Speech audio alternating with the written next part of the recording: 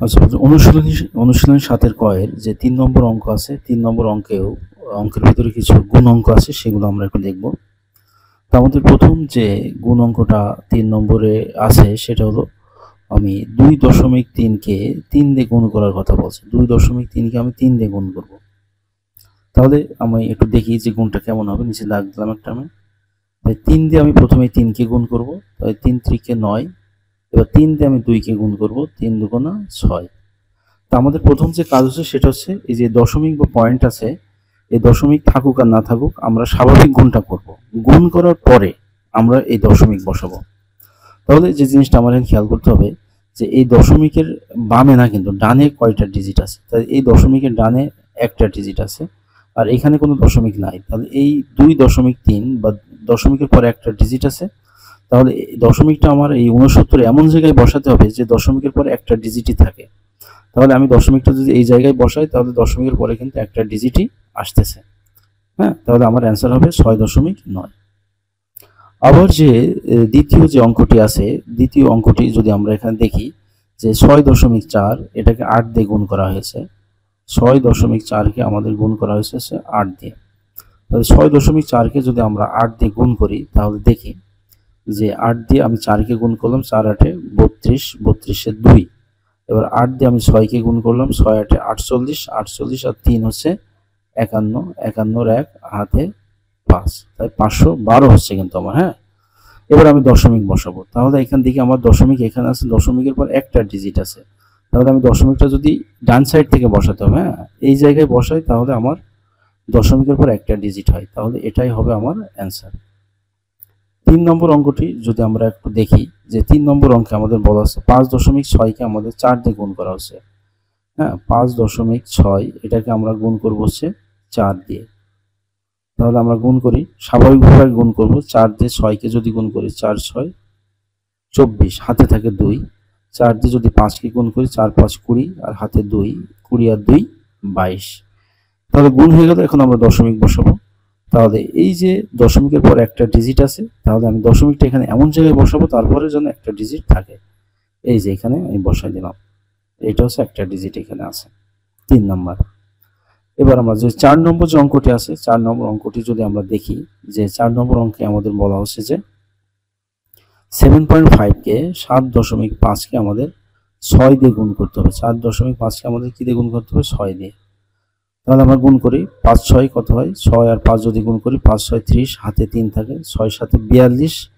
হ্যাঁ, ৭ দিয়ে গুণ করলে ৪২ আর হাতে ৩, ৪২ আর ৩ হচ্ছে ৪৫, ৪৫০ হয়েছে।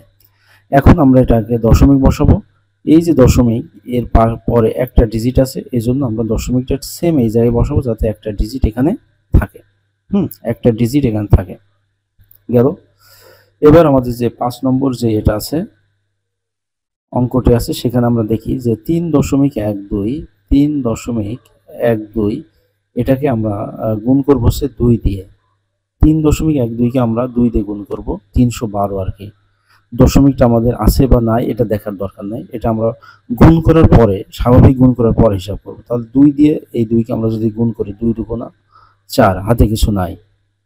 তারপরে আমরা আমাদের যে ২ আছে, হ্যাঁ আমাদের যে ২ আছে, এই ২ দিয়ে আমরা ১ কে গুণ করব, ২ দিয়ে ১ কে গুণ করব, ২ ১ কে ২। তো ২ দিয়ে আমরা ৩ কে গুণ করব, ৩ দুগুণা ৬। ওকে। এবার আমরা যে কাজটি করব সেটা হচ্ছে আমরা দশমিক দেখব। দশমিক এই যে এই জায়গায় দশমিক আছে, দশমিকের পরে ২টা ডিজিট আছে। দশমিকটা আমরা যে জায়গায় বসাবো সেটা তার পরে যেন ২টা অঙ্ক থাকে। তাহলে এখানে যদি বসাই তাহলে এরপরে ২টা অঙ্ক আছে। এটাই কিন্তু আমাদের অ্যান্সার। এবার আমরা দেখি আমাদের ৬ নম্বর যে অঙ্কটা আছে, এই ৬ নম্বর অঙ্কে কি বলা হচ্ছে। ৬ নম্বর অঙ্কে বলা হচ্ছে ৪.৫৩ কে ৪ দিয়ে গুণ। ৪.৫৩ কে আমরা ৪ দিয়ে গুণ করব। ৪.৫৩ কে আমরা ৪ দিয়ে গুণ করব।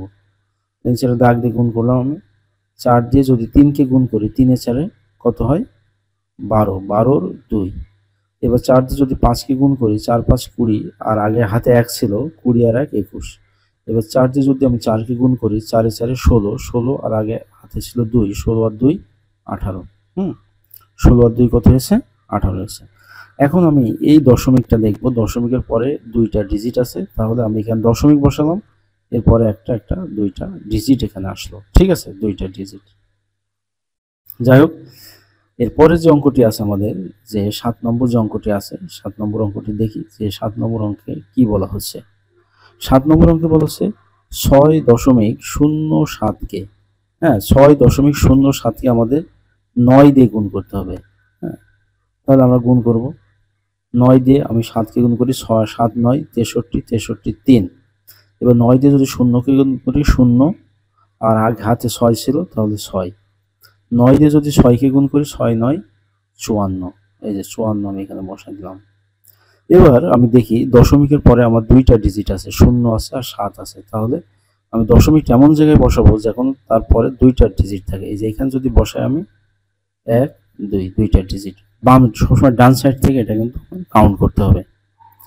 এখন আসি আমি 8 নম্বর যে অঙ্কটি আছে সেই 8 নম্বর অঙ্কে। 8 নম্বর অঙ্কে বলা হচ্ছে 4.08, 4.08, এটাকে আমি 5 দিয়ে গুণ করব। 4.08কে 5 দিয়ে আমি যদি গুণ করি তাহলে দেখি 5 দিয়ে 8কে গুণ করলে 5 8 40 0, 5 দিয়ে 0কে গুণ করলে 5 0 0, হাতে থাকে 4, তারপরে 5 দিয়ে 4কে গুণ করলে 4 5 20, 0 বসে গেল। এখন দেখি দশমিকের পরে একটা দুইটা ডিজিট আছে, তাহলে আমি দশমিকটা যদি এই জায়গায় বসাই, হ্যাঁ এই ডান সাইড থেকে আমি কাউন্ট করবো 1 2, 2 ঘর পরে দশমিক বসবে। এইটা একটু খেয়াল রাখবো, 2 ঘর পরে আমার দশমিকটা বসবে। তাহলে এখন আমি 9 নম্বর যে অঙ্কটি আছে আমার, এই 9 নম্বর অঙ্কটি একটু দেখি যে 9 নম্বর অঙ্কে বলা হচ্ছে আমার 0.313, লিখি আমি 0.313, 0.313, এটাকে আমি 3 দিয়ে গুণ করব। হ্যাঁ, এটাকে গুণ করতে বলা হচ্ছে 3 দিয়ে। তাহলে আমি দেখি স্বাভাবিক গুণ যেটা, 3 দিয়ে 3কে গুণ করলে 9 হচ্ছে, 3 দিয়ে 1কে গুণ করলে 3 1 3, 3 দিয়ে আবার আমি 3কে গুণ করব, 3 3 9। এখন আমরা দেখি যে এই দশমিকের বিষয়টা, আমাদের গুণ করা শেষ। তা এই যে দশমিক, এই দশমিকের পরে একটা দুইটা তিনটা ডিজিট আছে, তাহলে আমার কাজ হবে ডান সাইড থেকে আমার যে গুণফল হয়েছে সেই গুণফলের 3 ঘর পরে আমি দশমিক বসাবো। হ্যাঁ 1 2 3, 3 ঘর পরে দশমিক ছিল, আমার এখানেও 3 ঘর পরে দশমিক বসাতে হবে, 1 2 3। তাহলে এখানে দশমিক বসালাম, একটা শূন্য দিলেও হয় না দিলেও হয়।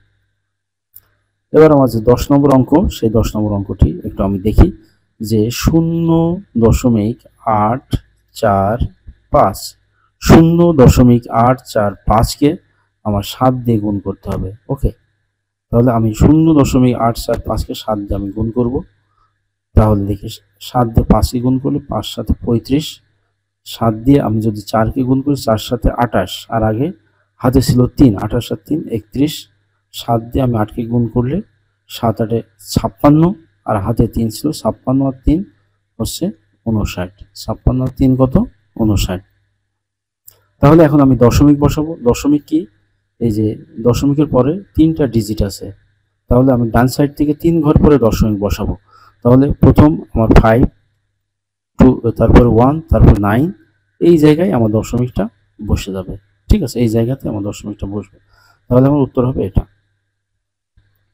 এখন আমি যে কাজটি করব সেটি হচ্ছে 11 নম্বর যে অঙ্কটি আমাদের দেওয়া আছে, 11 নম্বর অঙ্কটি একটু দেখি আমাদের যে এখানে কি বলা হচ্ছে।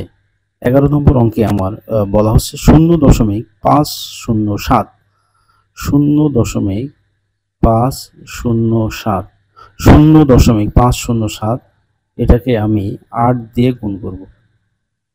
হ্যাঁ, এটাকে আমি 8 দিয়ে গুণ করব। তাহলে 8 দিয়ে আমি 7কে গুণ করলে 7 8 56 6, তারপর 8 দিয়ে যদি 0কে আমি গুণ করি তাহলে 0 হয়, আর হাতে যে 5 ছিল সে 5 এখানে বসে যাবে।